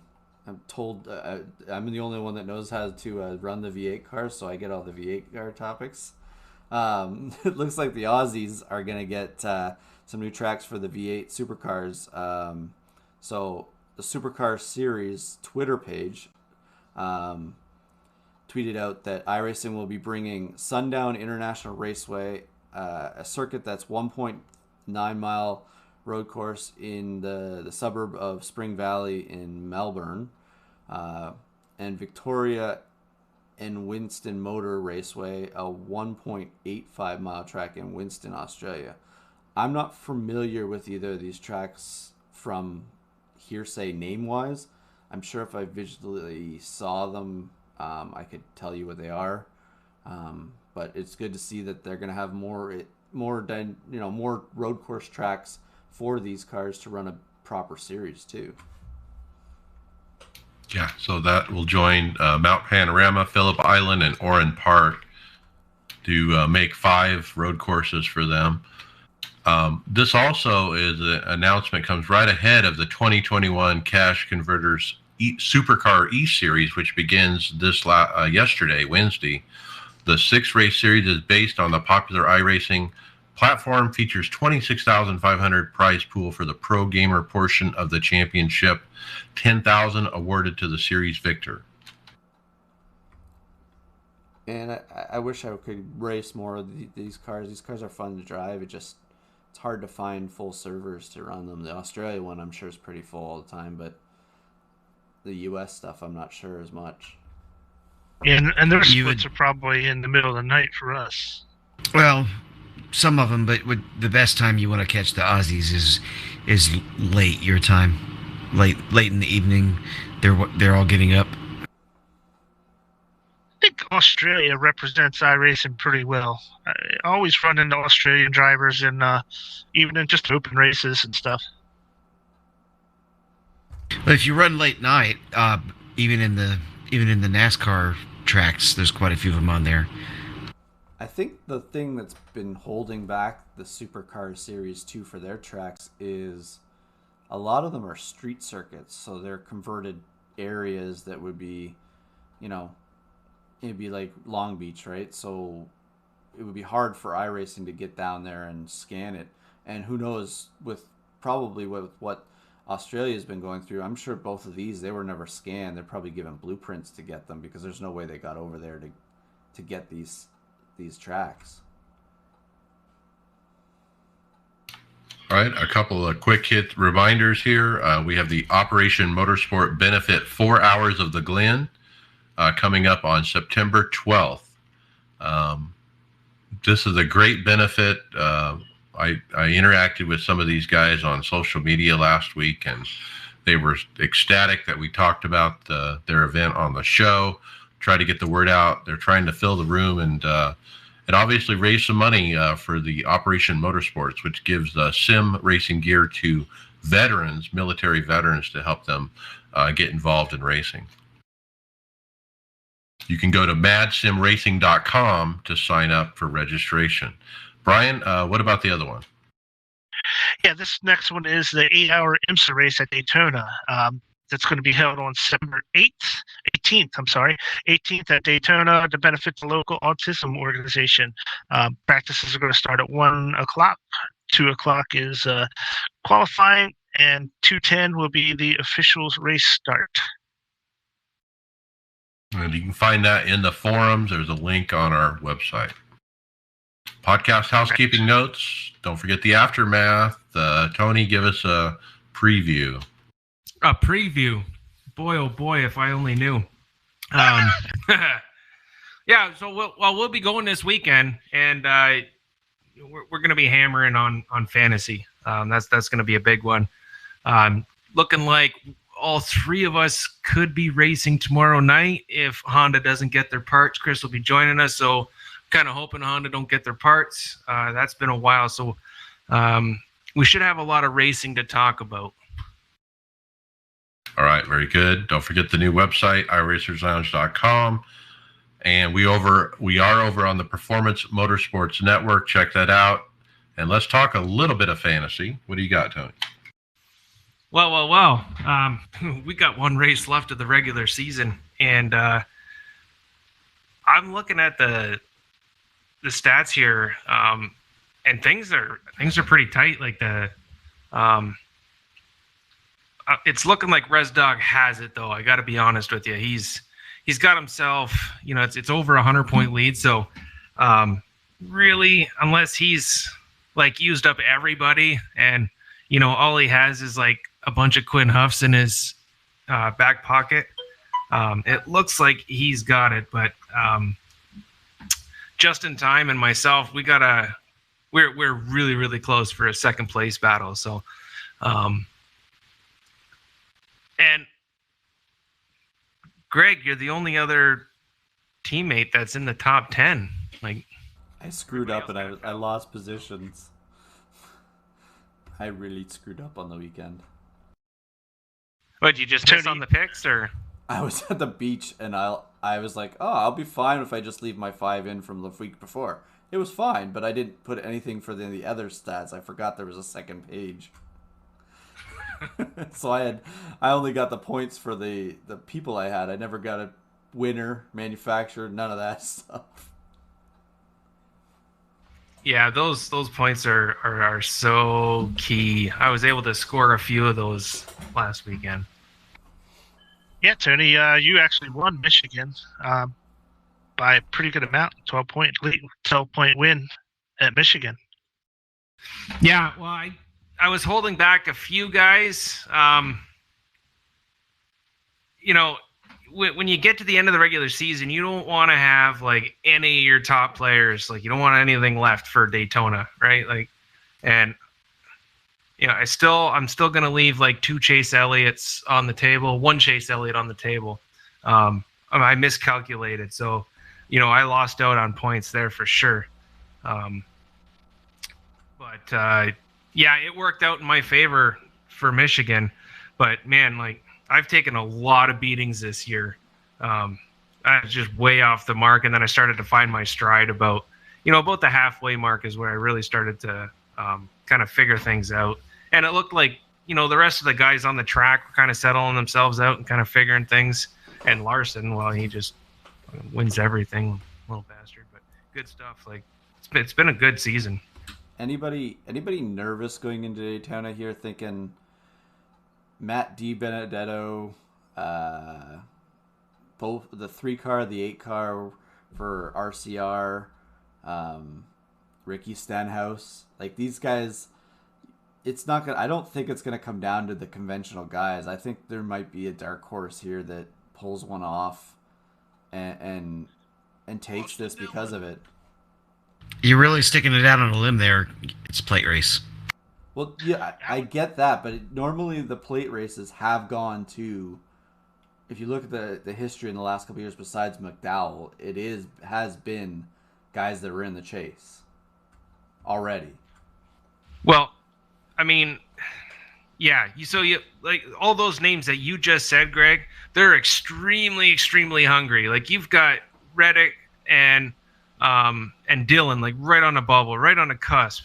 Matt DiBenedetto, he's once again, it almost seems to be a yearly thing, but he's racing for his career. He needs that win. Ricky Stenhouse, it's been a while. Like, he's going to be super aggressive. All these guys are going to be crazy aggressive. How is that going to play out? How is that going to work? Everybody's got those guys in their hands. Like, now's the time to play that because you should be out of everything else. But, like, you might as well like take this right to Vegas, throw the dice because you just don't know. But I get, that's what. I love that they put Daytona as the regular season finale just for this, because you just go into it with so much anticipation of the unknown. There's even unknown unknowns. And they're great. They're great. Unless it doesn't fall in your favor, and then you kick and scream and move on. Let's kick off hardware with an Alex Pallou's custom FPE. It's from Gomez Sim Industries, and it's a beautiful Formula rim. Got all the knobs and buttons. Got a display. It has a cute little kiwi sticker in the middle. It's not wireless. You do have to plug it in, but this is a nice looking F1 rim. This is the one Jordan Spoon was telling us about that he bought. But Alex Palou got one. It's got like kind of a purple and blue color scheme on the buttons and stuff, and then he kind of highlights the background in purple, and it really makes it pop. This is actually a really, really nice wheel. Aesthetically, everything looks perfectly placed too button wise for what you need, and obviously if you're not racing in VR, a nice little display screen to have everything for it. I think you can't go wrong with this. When we were talking about earlier, I was trying to put an image to it, and now that I saw it here, definitely a great choice if you're gonna go and get one. And I'd actually really want to look at this stream now at how he builds them. Yeah, I'm gonna have to check that out too. A great wheel. I mean, this is, I always thought the Cube Control was the one to get, and this one is definitely making a run at that top choice for a wheel. So Larry's got him another video out, Greg. Yeah, so we go from talking about a wheel that somebody builds on a stream, we can go watch somebody on a YouTube video take apart a system as they review it. What Barry's known for, but Barry reviews the SimMagic Mini direct drive wheel here, and I haven't got a chance to go through all this. Mike, have you looked at this video for this? What has he thought on it? He liked it. He thought it was good. I mean, overall, I thought, the review went well when he took it apart, went through all the, how it was built, and is it built in a nice manner and so forth. Lots of good things. Nothing bad was said. Let's just say it that way. Every time I watch his videos, I get more and more jealous of how lucky he is to get to be able to do a lot of this stuff, for what he's done with his brand, to be able to review this stuff. Now it's for sale over here at simfi-solutions.com. I found a SimMagic Alpha Mini with the wheel, a GT1R wheel, $950 package.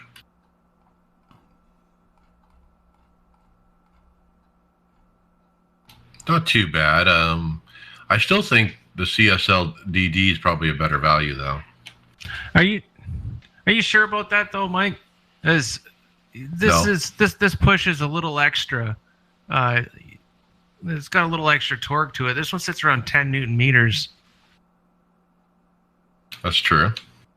So you're getting a little bit more power, and it seems to be pretty on par, like price-wise, because this one comes with the wheel, the other one don't. I know. I don't know about you guys, but seeing some of these other direct drive options. And I'm looking at here. The platform, it's PC only. Do you think?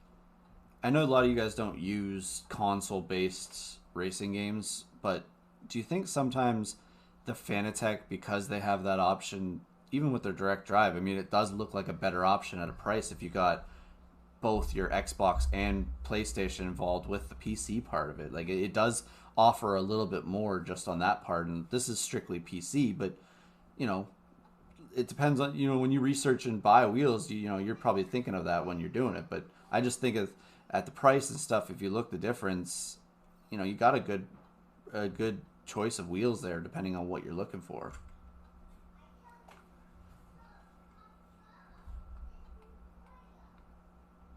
All right, pretty cool.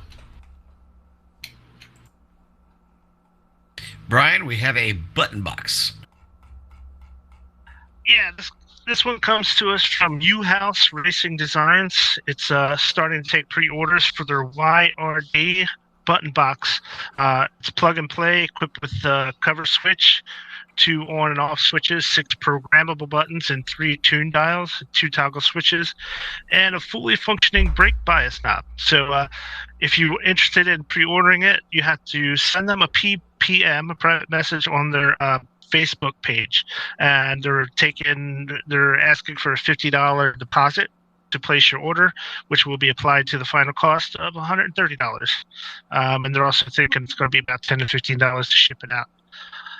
Not a bad looking box. It's not like crazy expensive, and give you a good bit of options. I like the toggle switches for your ignition and all that stuff. That's always fun.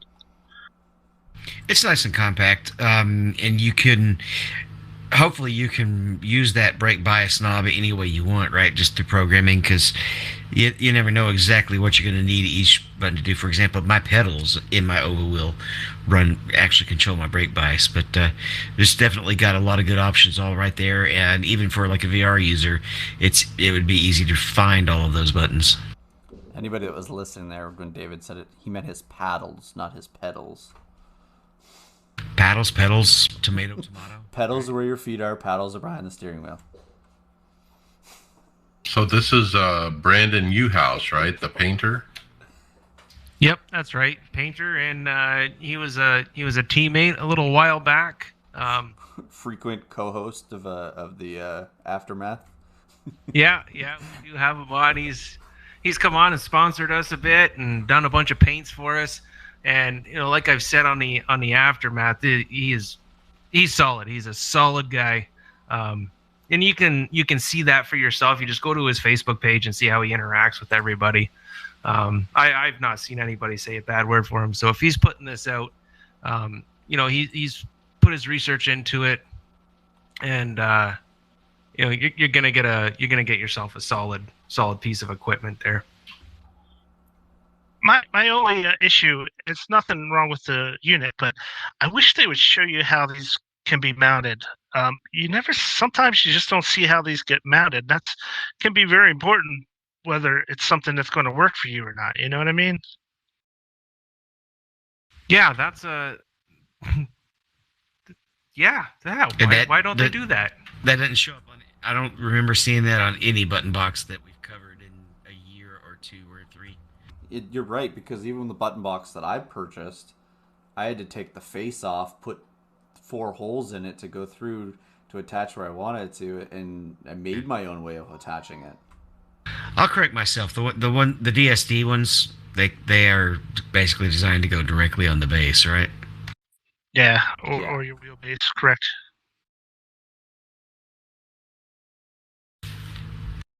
This next one has a lot of options that you can actually see how to adjust. This is pretty handy.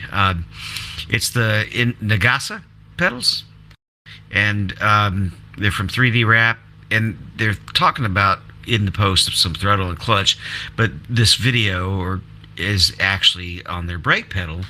It's got some nice adjustments that can change the inclination as well as the throw and or the preload, and it shows you exactly what differences you can make on this load cell pedal. How many companies offer a different angle besides mounting it differently. Like this one offers it in an adjustment on it like that. That's kind of interesting how they've done that. I mean, the ones I got, you could adjust the angle because they were so upright. I wanted to get them to lean back, especially the throttle, just a little bit more. But yeah, it's pretty handy to be able to move that angle because you can get them. If you get it so high, you can almost feel like an invert. I mean, it's definitely an interesting design there. It's the first we've ever seen something from this company, right? I don't remember this company. No, this is 3DWrap.it, and they do like 3D printing kind of stuff. But man, they have a full-on pedal set. If you go to their website, ignition.3dwrap.it, you'll see them. I don't see a price, but it's a pretty neat website. They talk about their product, how it's built, what it's built with, what's included, the specs, and all kinds of different things.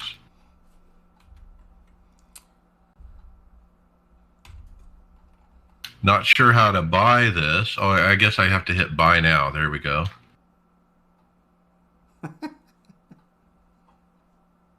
And €549 to €649, depending on what you pick.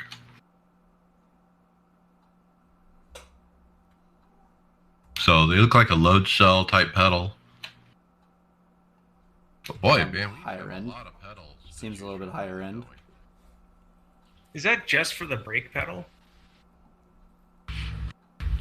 That's what the Instagram post says. Is this it's their new brake pedal? Yeah. $600 for a brake pedal. No, I get the impression that that price is for all three. Oh, if that's the case, that's not so bad. Yeah. Oh yeah, the post is just showing off the brake pedal. Yeah, so if that price point is a higher end load cell pedal. And if you order now, orders will be shipped from August 18th on, it says. So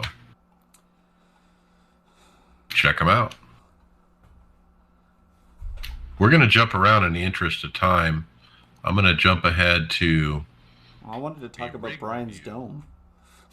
We're going to do a rig review, and I'm glad Tony showed up for this week for this one. It's way down on the list, Tony, and it says rig review from Cuba. And if you were on social media this week, you might have seen the pictures of this. They posted in several Facebook groups. But boy, talk about some ingenuity from a third world country. I hate to say this, Mike, but I don't have a picture here. Yeah, it's not showing up on the script. It's not. Oh, no. Well, it is showing for me, and so I will talk through it. Basically, his steering wheel is like a sewing, a round sewing circle, I guess you would call it. It's part of a sewing machine where the yarn would go around a round thing. So he's like taken that and turned it into a wheel. The base is literally a box made out of wood, and I presume there's some kind of motor in it or something. But and then the gear shift, amazingly. Well, let me back up to the wheel. So the wheel, he turns it and it moves a stick that is touching a Xbox controller that's in a wooden box. And so the stick touches the Xbox controller, which moves the steering wheel, and yeah, that's how he actually does it. Okay, so I did see this in I don't know if it was like one of the DIY groups that I belong to, but it's very, very similar to that that young kid that made the Lego setup. Right.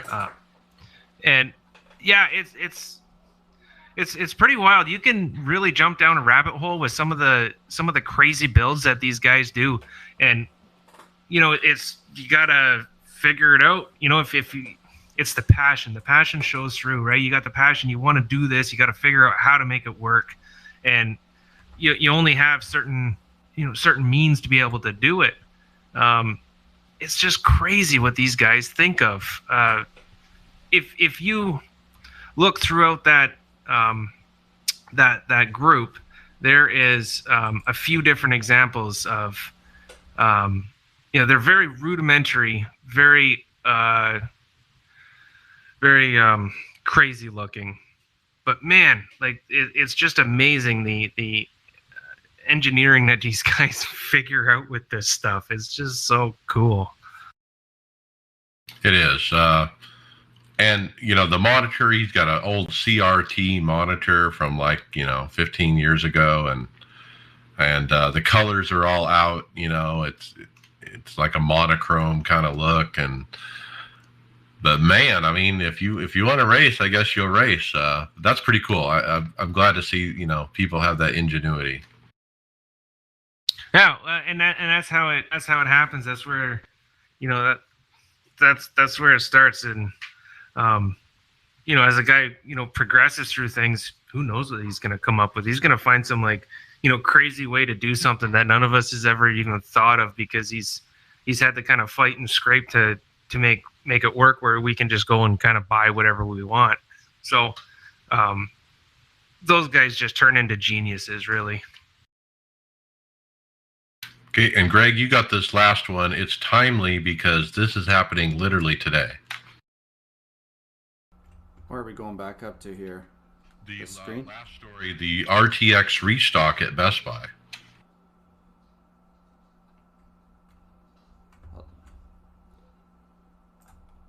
So you had put in the chat earlier today that Best Buy is got a big restock with the NVIDIA cards. Yeah, so this came across a page that I have that showed up on Google. I saw it, and it was it was from yesterday, but it came for today. I guess all the Best Buys in the United States were getting an influx of GeForce RTX 30 cards to be restocked for these stores. So obviously, if you're listening to us now, it's today, the day that we're going to be releasing this podcast on. But maybe you've already got some, or are able to scoop one up tomorrow or something. It's already sold out. I'm pretty sure you're right. Try to get it in a timely manner, but yeah, it probably went really quick, didn't it? Probably. And they were saying, get in line down at Best Buy now, Thursday morning if you want one of these cards. All right, with that, we're going to head over to results. Let's talk NASCAR iRacing series and see what we got here. So let's finish up Michigan. I can't believe it, guys. P3. I started 17th. I worked my way up. I ran top 5 most of the night. Final stop, the 2 leaders short pitted, and I stayed out just a couple extra laps, and that was it. That's all it took. They were 4 seconds ahead of me after the green flag stop because they short pitted me, and I couldn't catch them. And so I ended up 3rd, and I couldn't do anything about it. But I felt good about it. I think I was in position to win. I felt like if I had pitted when they did, maybe I would have had something for them. And so, Greg, I was kicking myself after that race because of that pit call. Well, and you win some, you lose some. It's really hard to know where, the pit calls on tracks when you're close to fuel mileage is such a hard thing to do, right? It was. All right. And David, P22 for you. Yeah, it was going to be around the top 10 in that top split, but wreck in front of me, nowhere to go. Okay. And Tony Rochette, P11. He said, from the real to the virtual Irish Hills in less time it took to complete this race. Conservative in the beginning, on restarts kept getting checked up when guys don't know how to come out of the corner right.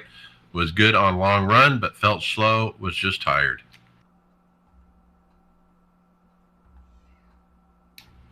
I was all by myself Sunday morning and managed to salvage a P10 and keep the decent oval season I've been having going. So no, there wasn't much else to say. It just survived all the mess that time. And after my really nice P3, I was excited for Sunday fixed, but I ended up P19.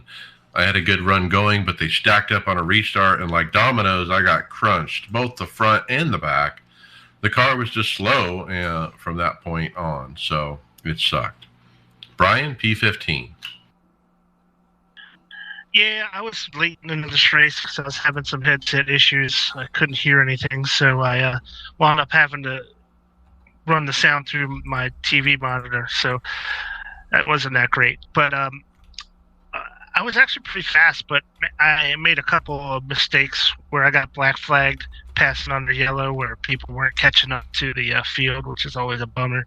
But I was like 2 laps down, and I was racing at the back of the lead pack, trying to keep it from mixing up with those guys. And I think I had a little bit more for them if I wasn't, 2 laps down to where I could have really done well if I didn't have those penalties. So finished P15, didn't get any incident points or anything like that. So that was good at least. Okay. Tyler Williamson, P13, had a great run and felt comfortable during the race, was sideswiped, avoiding a crash on the backstretch, but managed to stay clean and pull out a 13.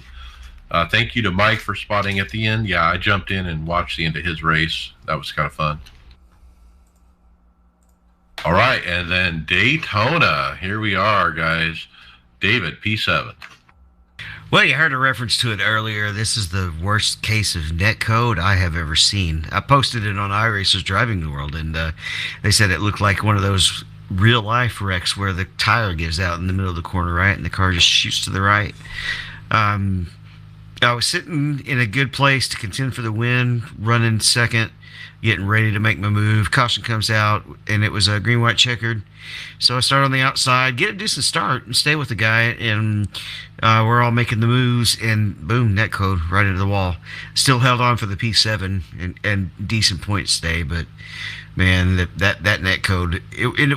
What was really notable about it, a lot of netcodes you think, well, the guy might have been coming up, and it could have been we were going to hit anyway. They weren't coming up. They were holding their line, and it just decided we should hit. It really did look like you blew a tire. All right, mine, I was embarrassed, to be honest. I wrecked out. I was actually running P5, all lined up, just riding. We were all just in a row. And then the second place car spun the first place car. And I got wiped out because of it. It was 4 minutes damage. I couldn't even steer. I go back out, just riding around, laps down, and I'm like falling asleep. Like it's so boring. And I should have parked it. That was my mistake. But anyway, the leaders were coming by on the bottom. I was kind of in the middle. I guess I didn't leave enough room, and I got tagged, and there was a big wreck. And so there was a big wreck I basically caused, and I felt kind of embarrassed and hightailed it out of there. Tony Rochette, P24, in the wall early, never made it back up to recover. Bobby Jonas, P1. He says, thanks to Kyle for the pushing and spotting at the end. Congratulations, Bobby. That's his 5th season in a row he's had a win in the NIS, even though he's part-time. Kyle Pendergraft was in the race. I don't have his result, though. And he then was either Greg, spotting or he P14. came in right behind Bobby, one of the two. Was it? Yeah, they were in the same split. I think Kyle got some damage from a wreck, and I don't think he was in contention there. I don't know if he was there at the end, but I know he was in his race. And then Greg, you had 14. Yeah, it's the leaders. I guess this is the problem with this track. Everybody's trying to save fuel to make it a one-stop race, and everybody was really slow, and people in the middle of the pack were getting pretty antsy, and they kept pushing harder and harder, and one of the guys pushed into the corner and wrecked most of the field early, and then when we finally got to pit stop time, I was still able to, with damage, was able to run up to 12th.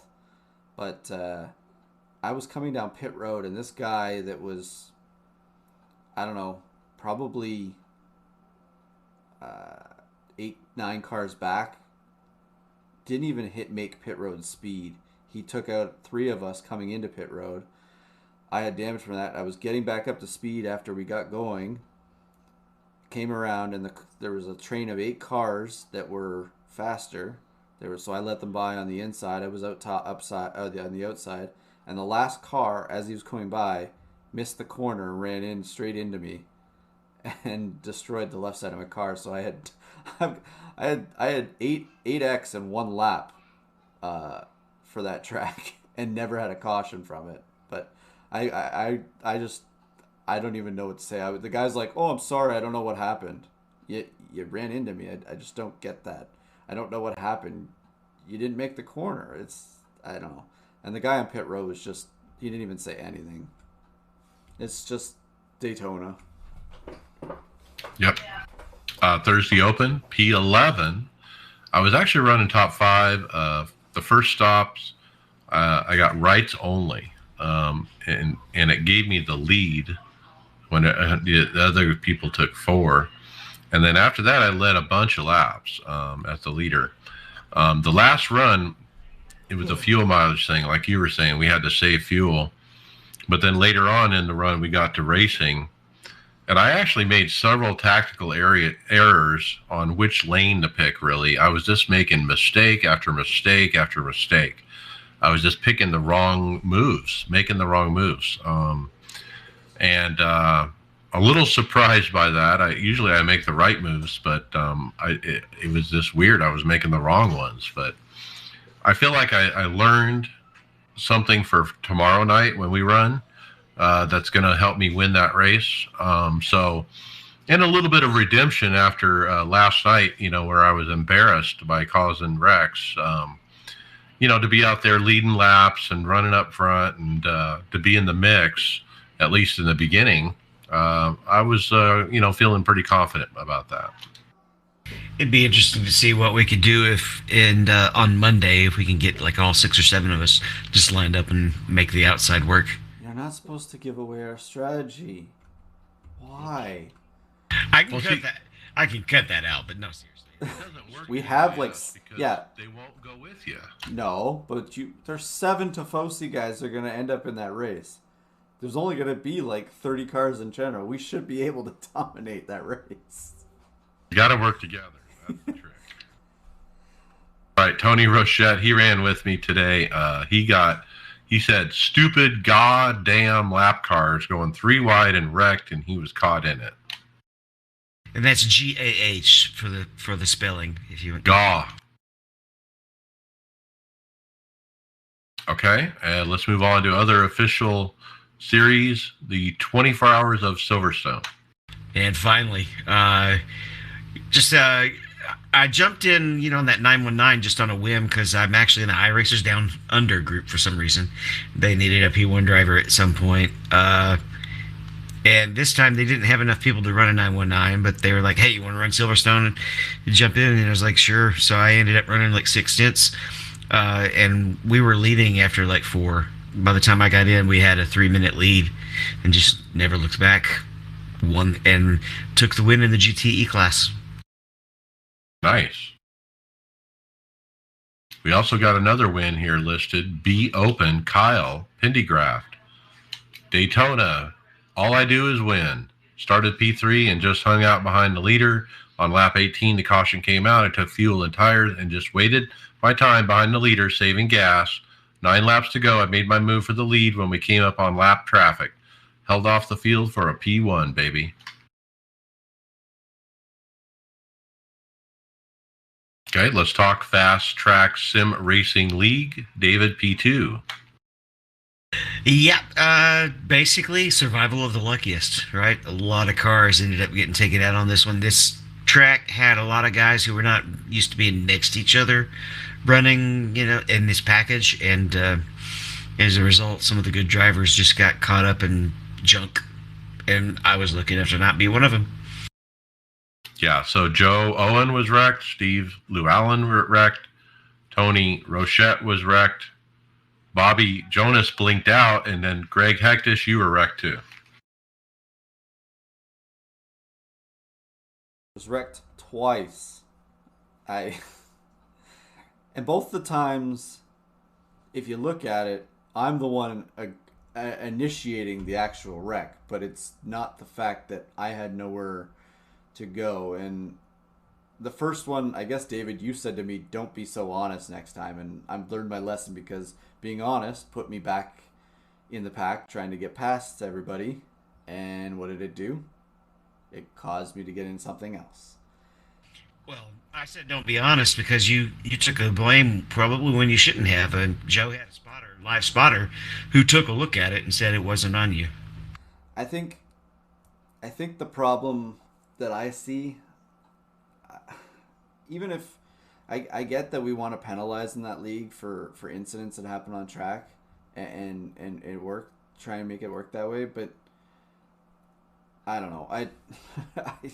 You're not going to tell a lot of these guys they're wrong or right. Like even me, I'm not going to tell. I'll tell you sometimes if I'm wrong or right. But I don't know.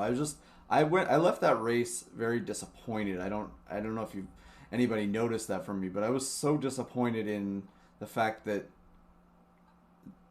if we're running Daytona, if these guys can't run the big wide Michigan, what's going to happen at Daytona when it's tighter and you have to be on everybody? These guys, some of the guys I felt were unaware of where the corners of their cars were. That's where I was kind of frustrated with. All right, I ran a P8. I started in the back, and I was up to 7th by the first stop. Now, I was proud of that. I mean, coming from, I don't know, 30th or whatever it was, up to 7th by the time we did our first stop. But I did run top 5 for a while. But on the long run, I just ran the tires off and I just faded. I mean, I was right there with David for the longest time, and then as the tires wore, I mean, David just kept going and I just went backwards. It was crazy. I did run the Pacific Majors this weekend at Darlington, and it was not as caution festy as a lot of us were thinking it was going to be. In fact, I chose not to grid and ended up being lapped because we went 50 laps right off the bat. However, a caution did come out, and then they started happening. Got a couple of I did get the lucky dog, got back on the lead lap, and then we had another really good long run, and I was the last car on the lead lap in 6th place. You never got that 30th lap back, right? No, that caution put me separated from most of the field because there were so many cars that were a lap down because they were short pitting. They just couldn't run the tires for 60 laps. But it bred a couple of cautions, and then I was running P6, and a lap car got squirrely right in front of me at the same time that another lap car that happened to be on fresher tires was on the inside, and I couldn't escape it and dinged the nose up just a little, enough to cause it to start overheating, and it had to run 40 laps before I could take tape off. And at that point, I couldn't get the lap back and came in 11th instead. All right, it looks like we're wrapping up the OBRL Aftermath Truck Series. Congratulations to Tom Ogle. He wins the championship. Congratulations to the Final Four and everyone from the finale at Daytona. So it was Tom Ogle winning the championship. Josh Robinson finished 2nd in points. Steve Thompson 3rd. And Dwayne MacArthur finished 4th. Okay, and with that, final thoughts, Brian McCubbin. Let's see. Got the Mount Washington and only rode it a time so far. It's really fun, as you know.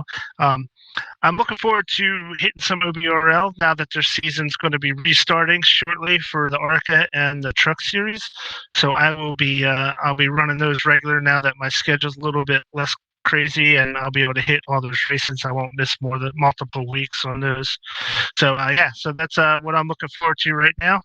can't wait to hit Daytona this week and try to add some more wins to Team Tifosi. All right, well done. David Hall, final thoughts?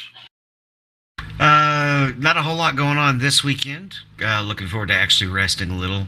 And then the next weekend, it looks like we're going to try that 24 hours of Daytona with the Euro cars. The Aussies and me and Greg are going to team up and see what happens. All right. Sounds like fun. Greg Hectus, final thoughts? Not much this week. I'm just looking forward to getting some more Daytonas in, and hopefully can maintain an I rating and a safety rating by the end of this week so that we can go on to Darlington and have something intact for next week. I do have some intentions to run the RSR at Road America or Montreal, depending on where David wants to race this weekend if he's around too. Run some races there, but other than that, just a slow weekend, I guess, for racing. All right, Tony Groves, final thoughts. Well, I wasn't able to do any NIS Michigan, but I did try to make a run with the old bastards at Michigan, and I got all prepared. I practiced. We're practicing up there Saturday night, and man, I was showing some speed. The little practice race they had there, I was up there mixing it up at the front, which just never happens. Feeling really comfortable, and Sunday morning comes around, and bam, all of a sudden I start having headset issues, and it's just blacking out on me. Oh no. So I play it safe, start from the rear, and I get about 2 laps in, and there again, and I was showing some speed. I don't think I could have been running at the front, but there's a solid chance I could have probably squeaked out a top 10 if I kept my nose clean and did all the things right. But yeah, headset blinked out. I'm pretty sure I know what the problem is, but man, that sucked. That sucked really badly because, yeah, it's not too often I feel quick with the OBRL. All right, hope that gets sorted for you. My final thoughts, man, Daytona week. I'm supposed to be winning this week, and I sure want to. I have a couple wins this year. It's been a pretty bad year for me in NIS. I really want to win, and this is the best chance I have to get it besides Talladega. So I looked pretty bad on Wednesday. I looked better today, but I got to clean up those moves, and I think I'm figuring it out. I'm really looking forward to tomorrow night. I think I have something for them. So we'll see how that goes. Had a lot of fun with the mountain. I think I might have wore it out. I haven't touched it in several days. Maybe we'll pick that up again this weekend. Yeah, I think we should talk next week about it too. Week 4. Yeah, let me see what I can come up with so we can keep this going. I think regular segment might be in order. David, we need a soundbite for coming in for the mountain from Mike. She'll be coming around the mountain. You know that song? If I play the sound I want to play, we'll probably get the call from PETA. All right, and with that, we'll see you on the track. Later.